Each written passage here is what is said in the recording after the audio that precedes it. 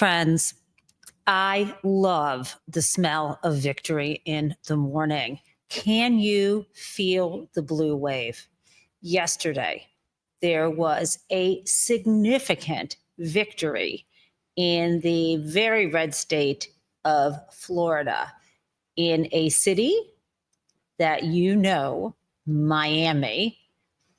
Last night, the city of Miami elected its first female mayor ever and its first Democrat in around 30 years. This is huge. It's huge. And on top of all of this, the candidate that Donald Trump endorsed, of course,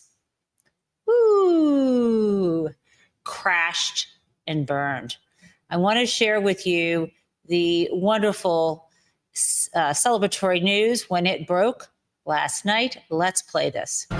And breaking news tonight, another big city mayoral race with a whole lot of national attention. The city of Miami appears to have possibly elected its first Democratic mayor in nearly 3 decades, according to the Associated Press. Eileen Higgins is the projected winner of the mayoral runoff election, with 99% of precincts reporting. The Democrat has over 59% of the vote right now, as she spoke to reporters just moments ago.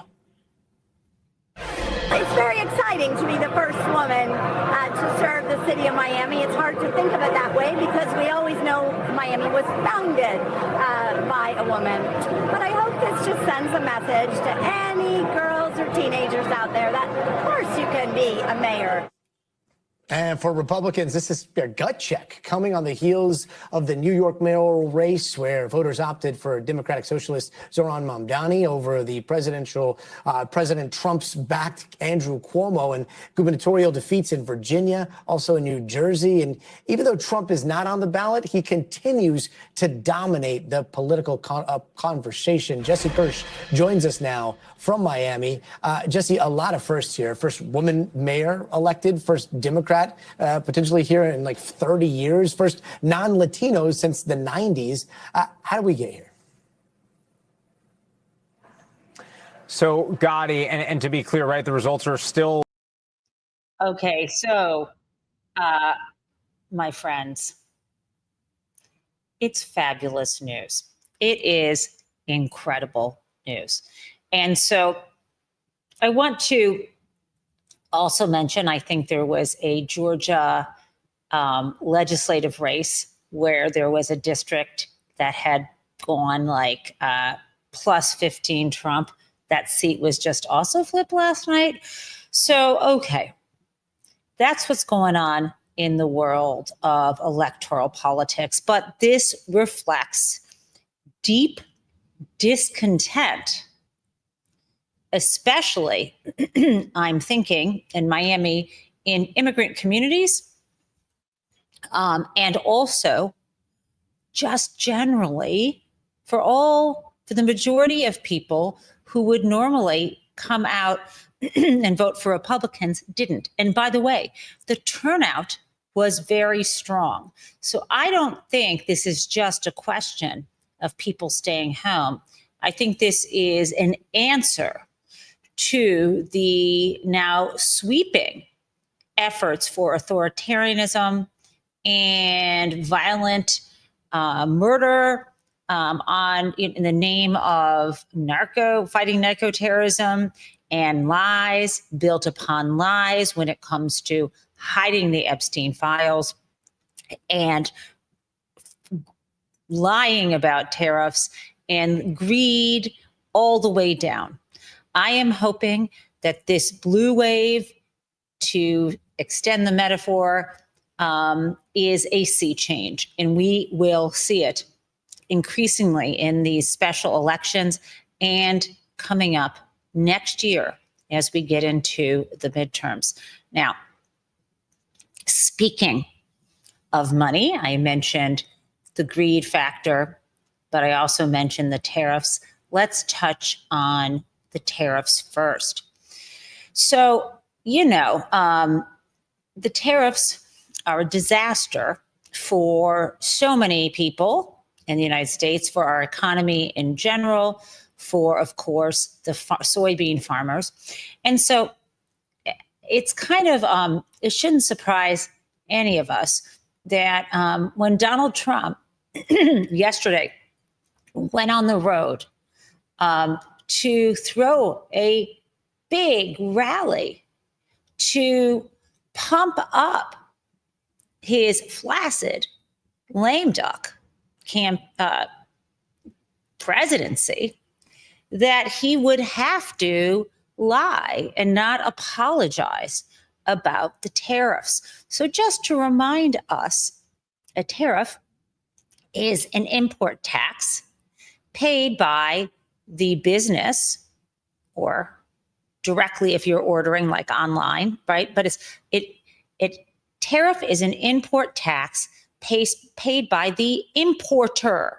So it is someone in the US, usually a large or small business, that pays the tax to the US government. You know how you pay, you know how taxes come out of your paycheck, or maybe you also have to write an additional check at the end of the year. That is what an import tax is. It goes to the US government. It's similar to, well, let's just keep it at that, right? It's paid to the US government by someone in the United States, a US business, right? It's a tax. And these tariffs, he keeps saying they're imposed on foreign countries. No, these are tariffs imposed on US businesses importing goods from other countries. So the so-called tariff on China is not a tariff on China. It is a tariff. It is a tax on US businesses importing Chinese goods, right? And so China was not happy about that, because it actually does hurt businesses there to the degree that importers decide, I need to turn elsewhere, or it hurts because it may pressure those exporters in China to have to negotiate lower prices. It creates uncertainty. So China was not happy about the taxes levied on goods that US businesses were importing from China. And so they engaged in retaliation. And part of that retaliation was for China to stop buying soybeans from US farmers. And as we saw yesterday, when we took a look at the numbers, China makes up, a huge chunk, close to half usually, of the soybeans that we export. And this has been a disaster for farmers. And so Donald Trump announced this $12 billion bailout of farmers in the United States. Now, yesterday, I showed you that video, that link from Carolyn Lie About It, the press secretary, saying that the reason why we were in the problem we were is, as you may remember, she claimed that it was Biden who was not respected by President Xi of China, and it was during the Biden administration, she claimed, that they stopped buying soybeans. And as we saw yesterday, that's just not true. It's crazy. It's crazy to suggest that. We had looked at, as you may remember, Farm Doc Daily, and I would like to just pull that chart up again to show you, so you can see with your own eyes what the hell I am talking about. So here is Farm Doc Daily, right? This is from November 17th. It's the Center for, this is a piece on Farm Doc Daily written by some folks from Purdue University. And this is, as you can see, U.S. soybean exports. The world total is in blue, and the portion that is exported to China is in red. And you can see that in 2024, half of the 52 metric tons of soybeans that we exported went to China, right? And it's pretty similar year by year. It's usually half or more. And the suggestion that during the Biden administration, China was not buying soybeans, or Chinese businesses were not buying soybeans from the United States, is a bald-faced lie. You can also see that in 2018, during President Trump's first term, our soybean sales to China plummeted from 31 million tons to 8.2. Why? Tariffs. So again, he never learns his lesson. Now, I just want to lay that out there. It's flippin' factual. So let's now pull up one of my favorite economists, Professor Justin Wolfers from the University of Michigan over in Ann Arbor, just about 45 minutes northwest of me right now.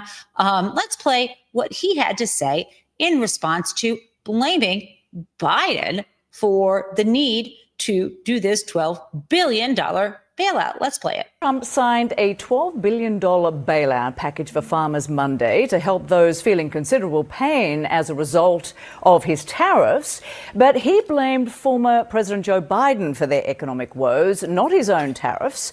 What do you say to that? Wow, I hadn't even heard that one. That's amazing. That we can't sell soybeans to China, so we have to bail out the soybean farmers. No, that's a Trump one, mate. I've seen the soybean numbers for during the Biden era. It was all pretty smooth sailing, actually.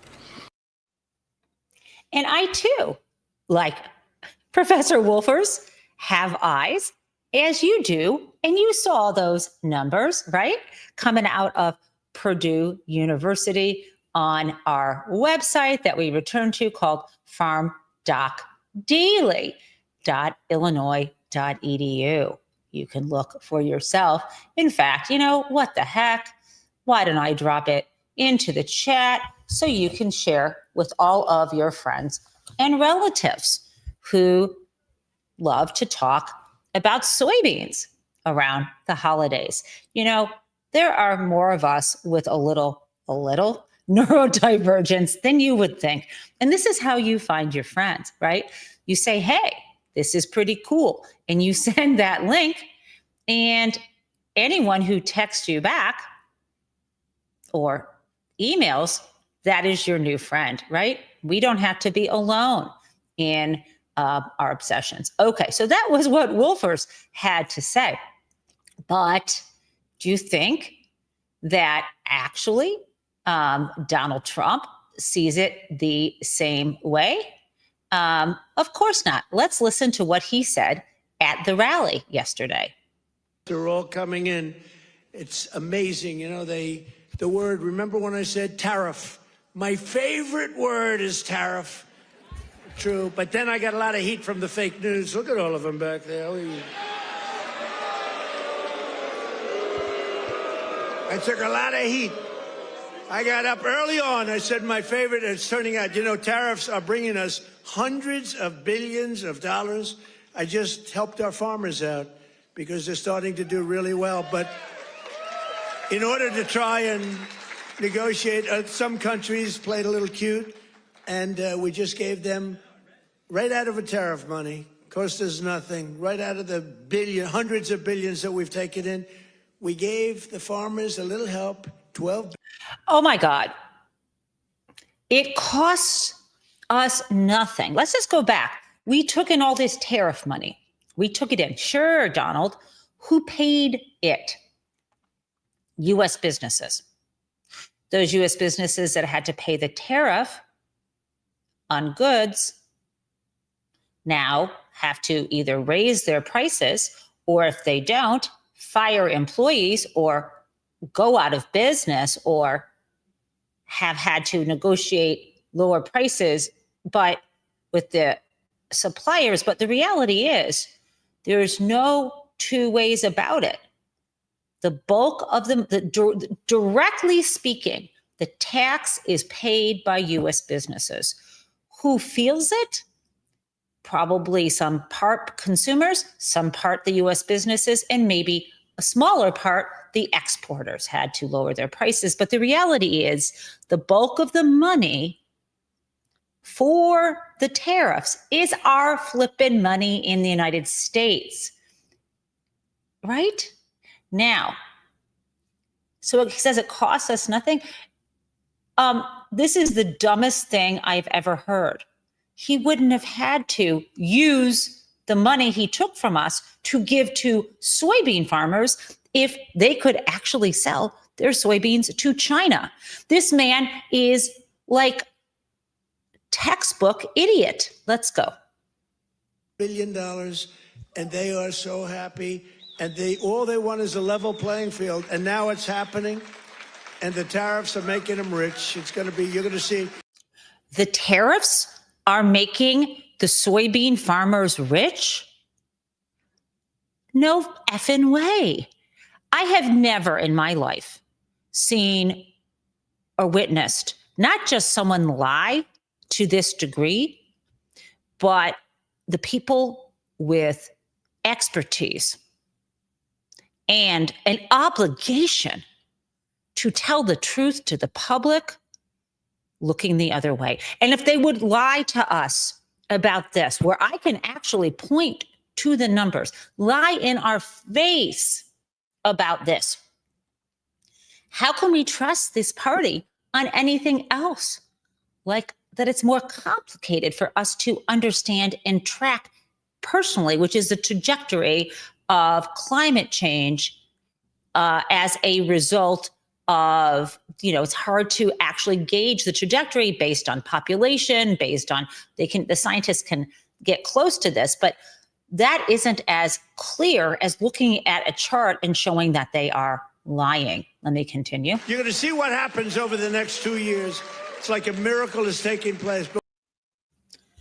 The only way the farmers are going to do better is if the tariffs are dropped, and he's just going to claim it was all successful. So there's more. I got some more on this. Let's listen now to James Comer on this question of tariffs, right? I'm sorry, not James Comer. I'm sorry. I apologize. Let's listen to Mark Alford, the representative from Missouri, talk on CNN, try to perpetuate the lie. Let's go. We are helping the American farmers. Donald J. Trump knows the importance of feeding America and the world, and we're going to get it done. But that's not what farmers are telling you, right? I know that you've heard from them. Right. He knows the importance of feeding America and the world. Then why did he allow Elon Musk and Doge to shut down U.S. aid, resulting in countless deaths? No, that is not true. Let's continue. It's not what farmers are telling you, right? I know that you've heard from them. They say they're hurting from tariffs. I know you had a town hall this summer. KMIZ reported about one farmer telling you it's not just that China was retaliating, they're not buying soybeans, even though that's back now. But tariffs actually drove up prices of fertilizer and other farm goods. So, I mean, this idea of loans, but when you were paying more for goods that you paid a certain price for before, and your margins are pretty slim, do you think the administration is understanding this? Do you think they're getting that message? Oh, yeah, they do, and they understand, as I do, that it was Joe Biden that drove up the price of fertilizer and fuel with his war on fossil fuels. Well, no, that's not what this farmer told you. So what do you say to him? Well, that's what I'm telling you. I'm telling you right now. But that's not what this farmer told you, and he's the farmer who's telling you. He's telling you, and producers. Sir, excuse me, this farmer, you heard him. He said this to you. Russia. This farmer explained to you when he saw his prices rise. So yes, we need to look at fertilizer prices. Fuel has come down and will continue to come down thanks to Donald Trump. Are you listening to your constituents? Because he was very clear about why his prices. Is this Brianna Keeler? Because she is nailing this interview. We're going up. Brianna, I did 15 stops on a town hall tour, one of the few Congress members on the Republican side and the Democrat side to actually do that. Yes, ma'am, I listened. I took 256 questions and sat there and listened to insults, listened to yelling, listened to name calling, and answered when they wanted to be respectful. I remember that farmer. I understand his concern, but the large number of farmers in Missouri believe in Donald J. Trump and that he's going to get things done. We're doing that with beef prices. We have the A+ Act, which we have introduced. Of course, they're saying they believe in Donald Trump because he holds the keys to their life or death, their survival. So they are not going to bite the hand that feeds them. Maybe there's only, they may say we love him. I mean, you saw the guy on television, for God's sake, saying his son didn't think there'd be Christmas, but thanks to Donald Trump's bailout, there will. Why are they doing this? The farmers know that there's a sword over their head, but there are some who are willing to speak truth to power.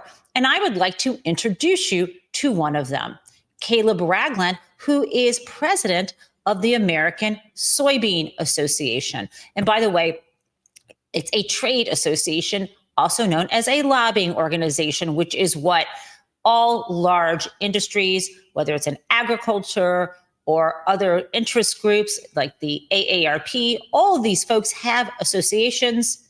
That's what those organizations are, to not just raise awareness, but to influence legislation and policy. Let's hear from Caleb Ragland. I think as head of the American Soybean Association, he can say what individual farmers cannot. And if they did not want him saying what he's saying, he would not be in his leadership role going on CNN. Very often, large trade associations allow for people behind them who don't want a target on their back to speak for the organization, for good or bad, depending on how you look at that particular lobbying group or industry. Let's hear from Caleb Ragland now.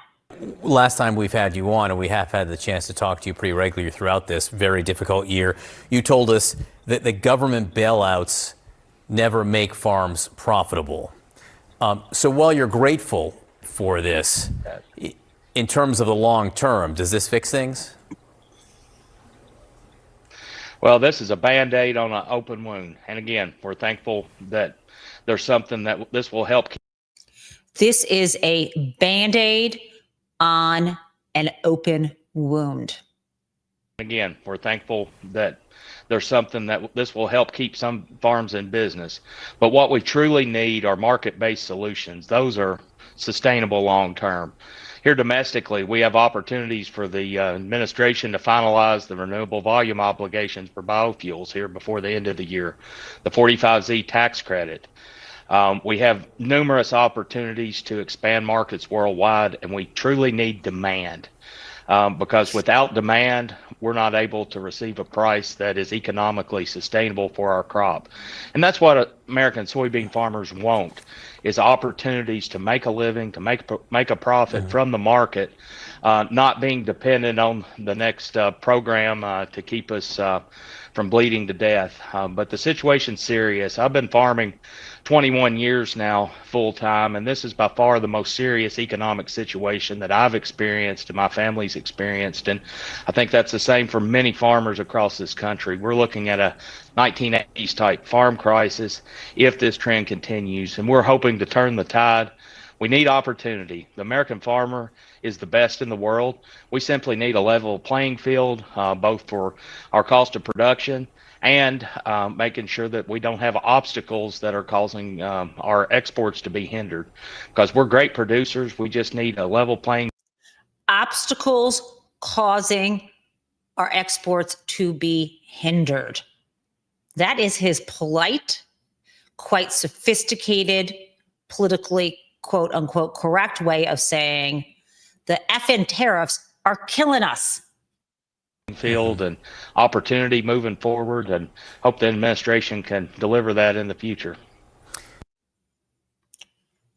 Okay, who would know better about what soybean farmers need than him? Okay, let's pivot now to the Epstein files. There was some updates yesterday, and let's kind of spell that out. As you may know, a few weeks ago, Ghislaine Maxwell lost her appeal of her conviction at the United States Supreme Court. As a result of that, judges have been asked to revisit the question of whether the grand jury transcripts and also materials in connection with the original Epstein case, criminal case from 2005. And I think also the more recent Epstein case where he ended up dead in prison, as well as Ghislaine's own case. Now, specifically, these were the ones that folks wanted. Yesterday, let's see, I want to be really clear which one. Okay, so yesterday, there was a Manhattan judge, granted, because remember, it was the Justice Department that was trying to avoid, Pam Bondi or Shamala Bondi was trying to avoid having to share the Epstein files. And they were going to say, oh, you guys can just have the grand jury transcripts, knowing that a court wouldn't allow it. So the update is this Judge Paul Engelmeyer has now changed his position in light of the Epstein File Transparency Act. He has decided that the Department of Justice now has to release by December 19th and unseal the records of the grand jury investigation of Ghislaine Maxwell, right? So this is specifically around Ghislaine's indictment.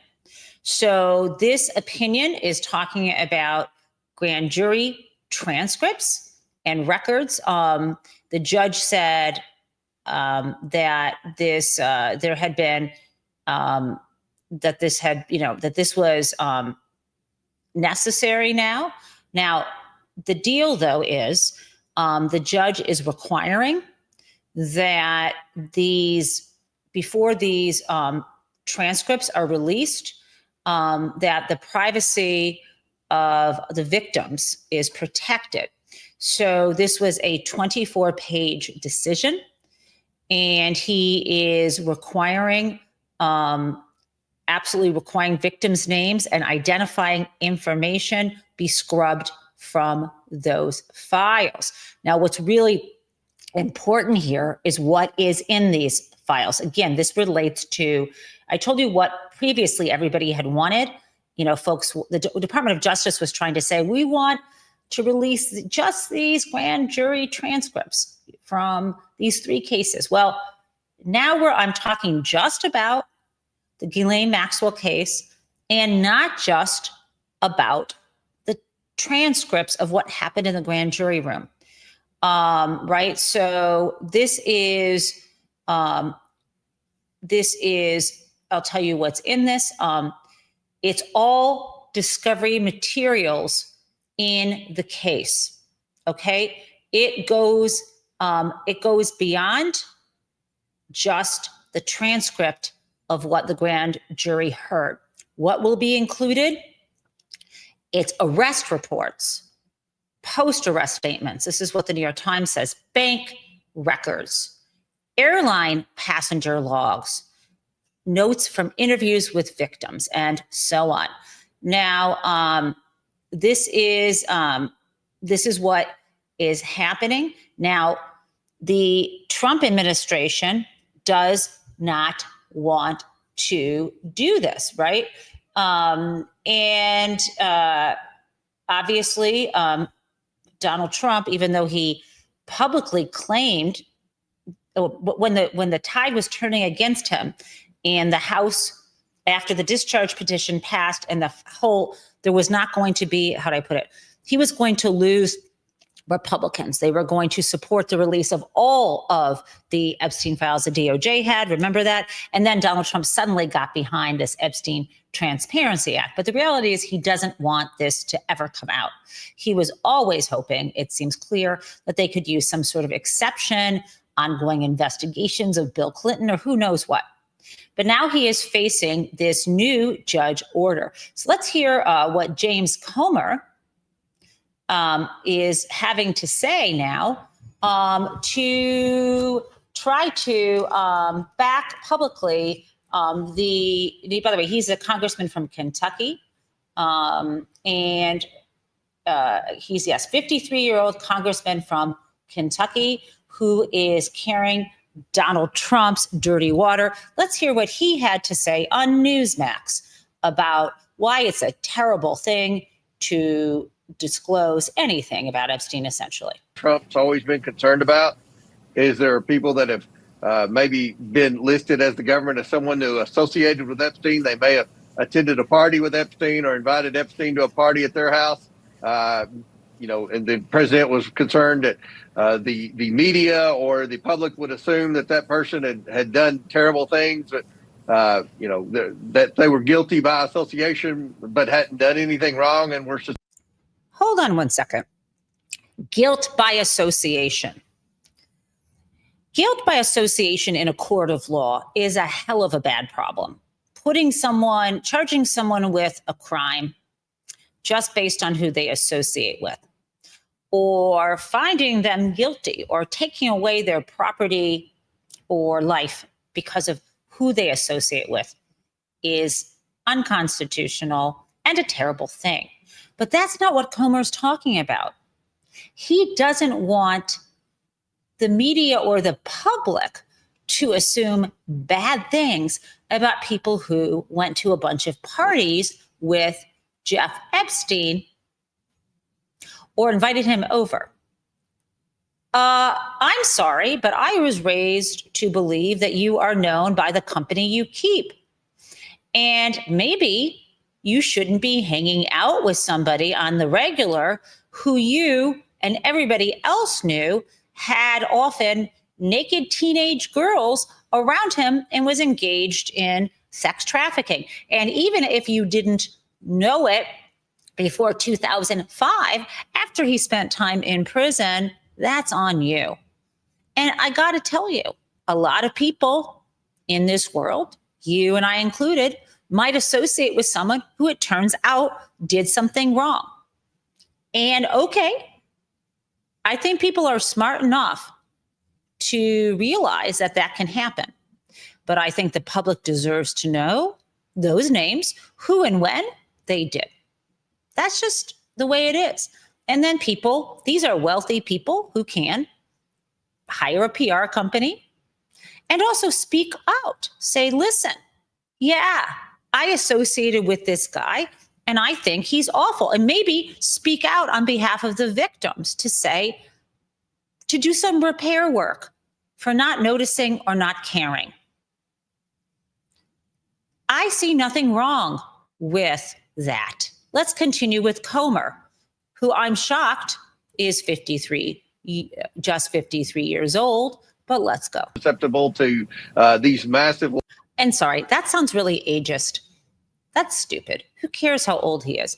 I think I should just look at him and say, these people want no accountability for anything. I'm going to shut the heck up and start at the beginning. One of the things that I think President Trump's always been concerned about is there are people that have maybe been listed as the government as someone who associated with Epstein. They may have attended a party with Epstein or invited Epstein to a party at their house.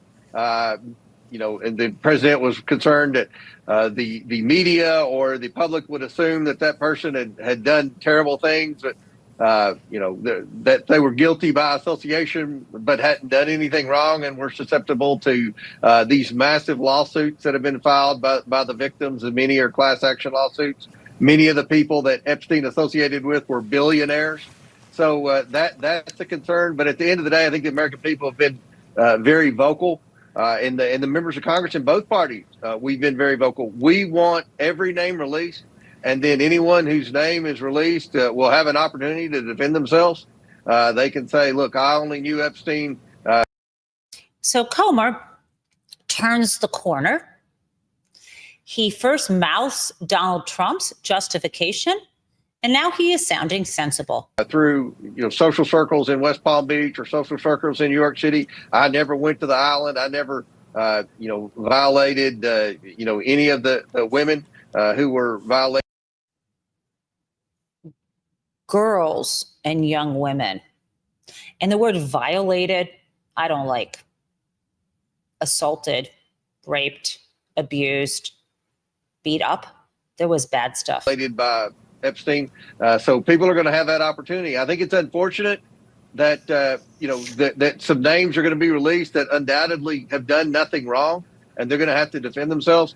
But at the end of the day, that's the price we're going to have to pay for transparency. And there's just there's too big a cloud of suspicion as to what was going on with Epstein. There's too big a cloud of suspicion as to what role, if any, the government played in a cover-up.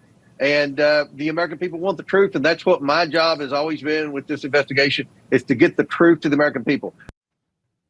Okay. So you see how that's turning.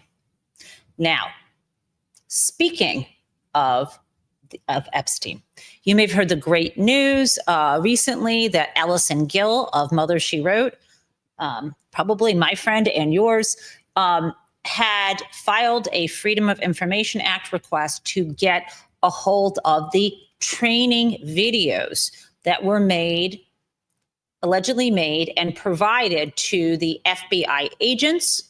Remember, she broke this story pretty early. The FBI agents who were tasked with, in the spring of this year, going through the so-called Epstein files to look for Donald Trump's name, etc. She wants those training videos. And yesterday, the Department of Justice filed their response. She's trying to get them on an expedited basis. They're trying to deny it to her on an expedited basis. Like, they're not saying we'll never get to it. They just want to drag their feet. And also they have other reasons why they don't want to release it. So she made a motion to basically win on this one point, that it should be expedited, that she should get these. And I want to share with you what the Department of Justice, here we go. I think you can, let's blow this up. Let's do a full screen. Hello. Okay. So I'm going to go to the top of this. Okay. So this is MS, you can see this, right? Great. This is MSW Media, which is Mother, She Wrote Media, Inc. versus the Department of Justice. And this is the Justice Department's filing from yesterday. And it's a memorandum. So it's their memo, their legal memo in support. And sorry, their legal memo opposing Allison's motion for partial summary judgment. So she wants to win on it, to get this on an expedited basis. And they are writing a legal memo to say why that should not happen. And this is the key thing. I'm not going through the whole part, but when you want to look at a legal document, the table of contents can be very helpful, right?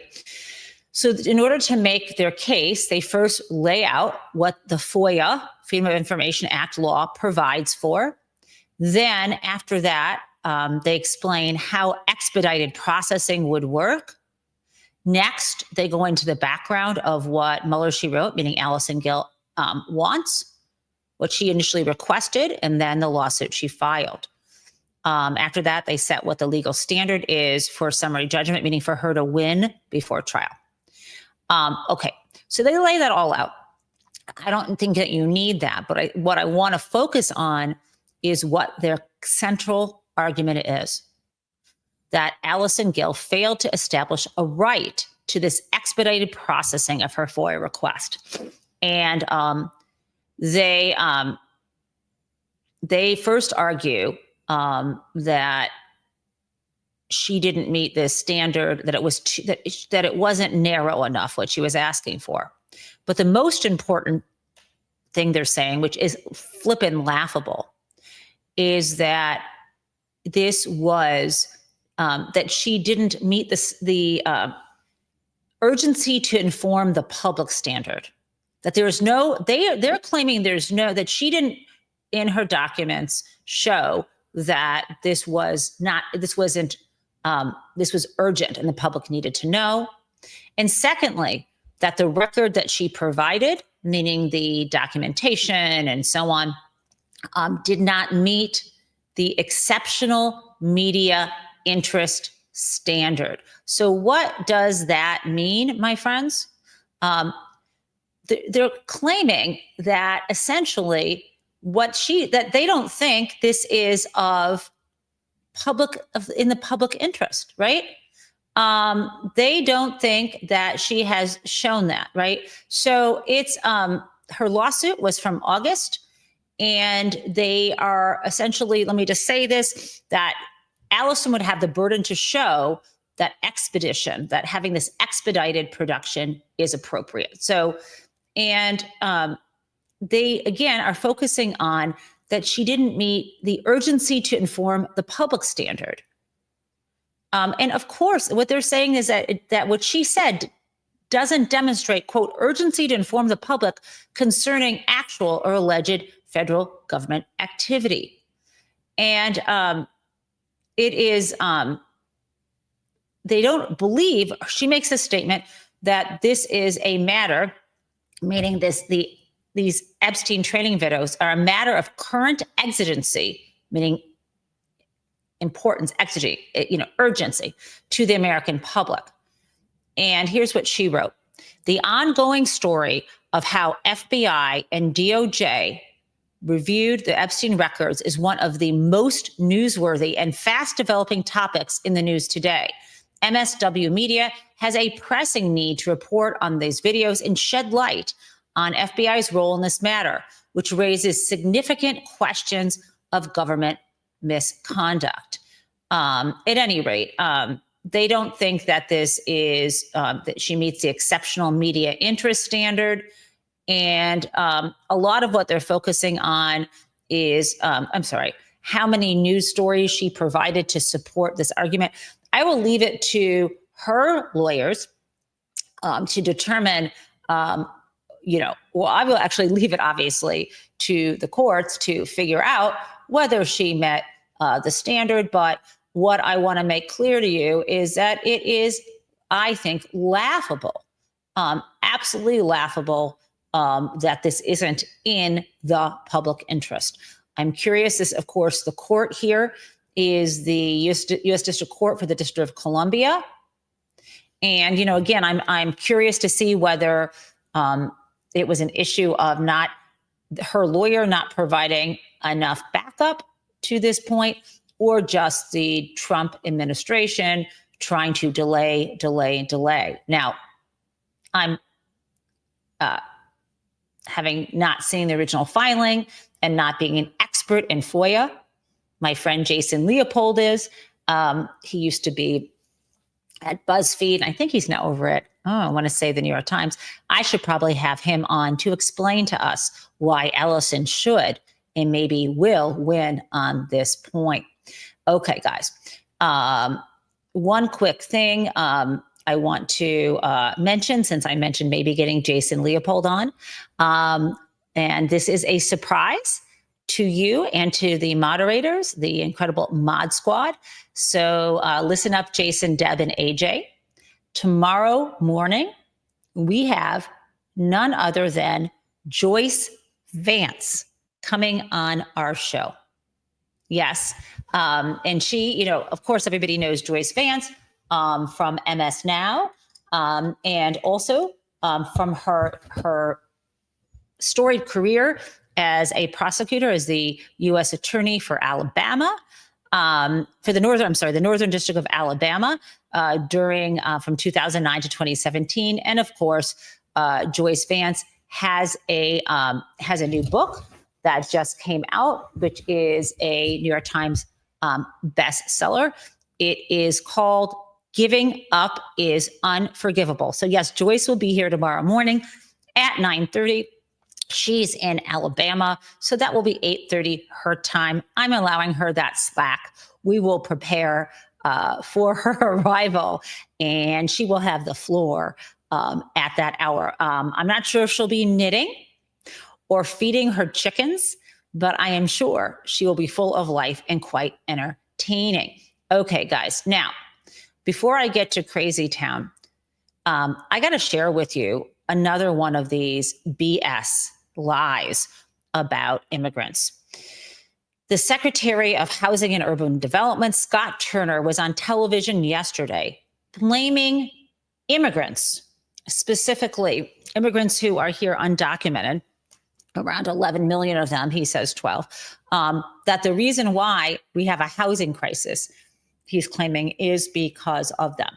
Let's listen to what Turner says, and I'm going to bring you some data. How would you like that? I know you would love it. Okay, let's play. We have over 12 million people coming over our borders unchecked, unvetted. This is straining our housing market from a supply standpoint, from an affordability standpoint. HUD just put out a report and found that between 2021 and 2024, the foreign-born population in our country in just 3 short years is 6 million people, which is the most in that period of time in American history. And so we cannot forego the thought that because of illegal immigration, because of people coming to our country, prices have risen, supply has been squeezed, but we're working very hard at HUD, along with the president and other leaders in the administration, to bring down the cost and raise the supply when they're doing it through interagencies. But we need the Fed to cut rates. We need to continue to deport illegals that are taking houses from the American people. So I just need to have you listen to that sentence. We need to deport illegals who are taking houses from American people. The only folks that I'm aware of who are or have taken houses from American people are creditors who are foreclosing on those homes, whether they be banks who are foreclosing or mortgage servicing companies, sometimes tax authorities, and sometimes people engaged in title fraud are taking homes. But why don't we look at the places where people are actually losing their homes, right? Let's look now at I know you'll love this. You know, my background before writing the book on white collar crime, I wrote a book called Other People's Houses. You can also find that in libraries everywhere, about the global financial crisis and mortgage foreclosure crisis from 2008 and beyond, comparing it to the savings and loan crisis of the 80s. So anyhow, I like to talk about foreclosures. I don't like them to happen, but let's look at this, okay? This is, I hope, helpful for you. This is a real estate data website, and this is U.S. foreclosure rates by state from October, right? This was published in mid-November. So let's look at this. As you can see, there are foreclosure activity was up. There in October alone, there were more than 36,000 properties that had either default notices, scheduled auctions, or bank repossessions. The states are mostly, but not entirely, red states. And you can sort of see what's happening here. Now, I do see banks taking away properties. You have the actual properties, and then you have the rate in terms of so you can use either the flat numbers. If you see, California has, these are not flat numbers. These are they're showing you how one in every X number of housing units. So you can sort of see that in a state like in Florida, one in every 1,829 housing units is in a kind of foreclosure situation. That's pretty intense. So I've got a little bit more information for you. So I'm not seeing on there anything about immigrants taking houses away. But I would like to talk to you because about what exactly there is the relationship, if any, between immigration, specifically the existence of undocumented immigrants in the US and housing. And for that, I'm going to share with you, it's pretty good. This is, there's something called the National Immigration Forum. And I'm not, this is actually a kind of, it appears to be somewhat of a, it seems to be somewhat of a religious-based organization, and yet it seems to be kind of pro-immigrant. It's hard to fully get their vibe here, but I want to show you that even this particular organization has a more nuanced view than our Secretary of Housing and Urban Development. And the way they begin, this was from about a year ago, this was before the mass deportations, before Trump won and before these mass deportation goals began. And I just want to read you this. This says, immigration plays a significant role in both the demand and supply sides of the U.S. housing market, contributing to economic growth and revitalizing neighborhoods across the country. However, the relationship between immigration and housing costs is often oversimplified and has become increasingly politicized. And they say, while immigrants do contribute to rising housing demand, they are not the primary drivers of increasing housing costs. Instead, factors such as housing shortages, restrictive zoning laws, and shifts in our housing preferences in the wake of the pandemic are the more dominant forces behind rising prices. Furthermore, immigrant workers are essential to the housing supply, making up a crucial segment of the construction workforce that can address shortages and improving the housing stock. You guys can see this is much more complicated. And anyway, I'm going to stop sharing that. But it's disgusting that they are going to, in this administration, choose the scapegoat. It's really easy and also absolutely disgusting. So let's get to Crazy Town. I've got a double scoop of crazy for you from that rally in Pennsylvania. Here we go.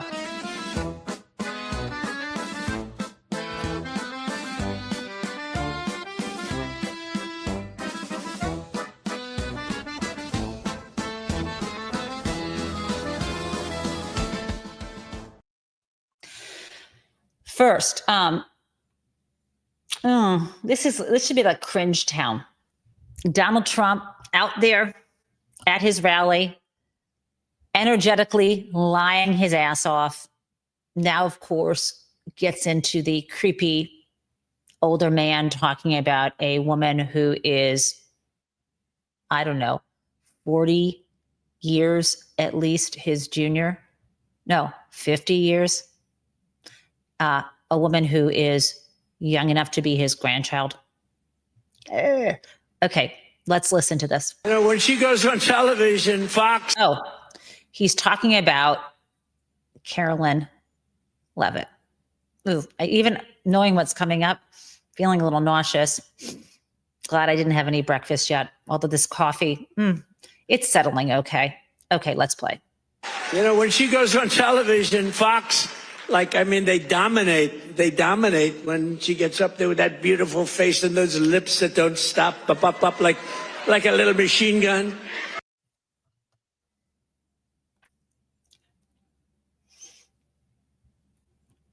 If you're just listening to me and wonder if the audio is broken, it's not. It's just that I'm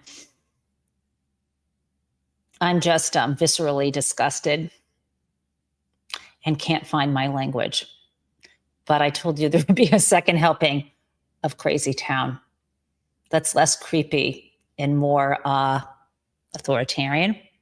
So, MAGA, Make America Great Again, his slogan, tired. You know what's wired now? What do you think?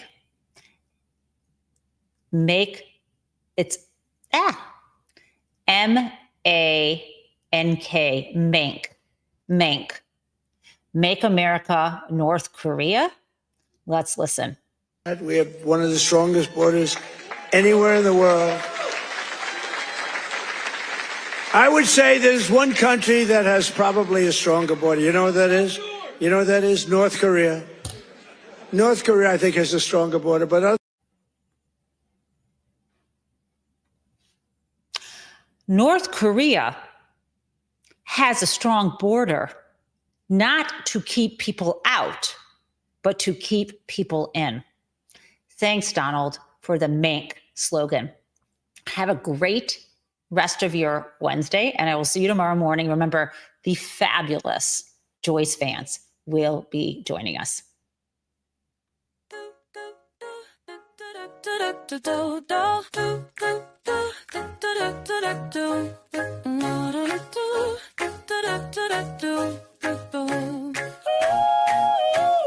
Hello, prison mates. It's the Gen Taub Show. Well, welcome everyone. Let's learn about what is happening in politics yesterday and today. There is hope, and we are together in this democracy we work for. And again, welcome to the Gen Taub Show.